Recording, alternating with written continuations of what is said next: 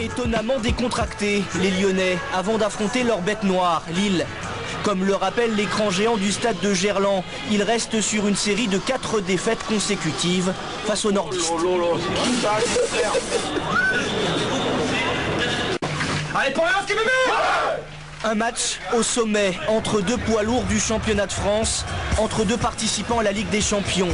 Dès la 6e minute, Lyon marque son territoire. Florent Malouda inscrit son 4e but de la saison, aidé en cela par Nicolas Plestan qui dévie la frappe du Lyonnais. Lyon mène 1-0. Scénario quasi identique à la 24e minute. Vitakic côté gauche, centre au second poteau, reprise de Keita. C'est cette fois-ci Chris qui trompe son propre gardien. Un partout entre les deux équipes. Épilogue d'une première mi-temps assez terne où Lyonnais et Lillois ont fait jeu égal. Il y a des moments où on a été bon, on aurait pu marquer. Malheureusement, on a un trou de 15-20 minutes en deuxième mi-temps. Une absence que les Brésiliens de Lyon vont exploiter à la perfection. Fred a servi Juninho, 52e minute, les Lyonnais prennent l'avantage. Le but, il est plus de 50% à Fred. Quand il a contrôlé déjà, j'ai crié, bien sûr en brésilien, pour demander le ballon. Et après, face à face avec le gardien, j'ai eu quelques temps pour décider quel côté je devais frapper. Heureusement, c'était un but.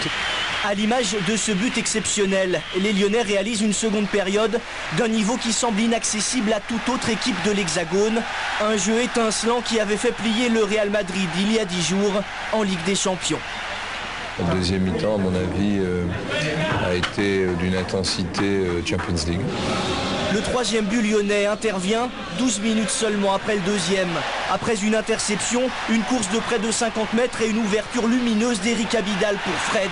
3-1 pour l'OL. Pas de faute au départ de ce contre de 80 mètres initié par Eric Abidal et conclu par Fred. Un contre qui douche tous les espoirs lillois.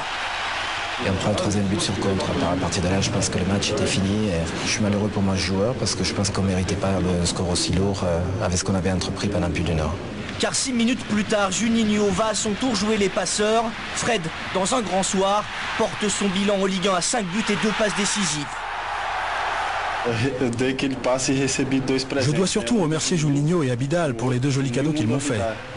Mais le plus important, c'est la réussite collective et les 3 points. Côté lillois, le cœur n'y est plus. Dans les 20 dernières minutes, il s'agit de limiter la casse. Score final 4-1. Les deux équipes abordent du coup d'une manière radicalement différente leur match de Ligue des Champions de mardi soir.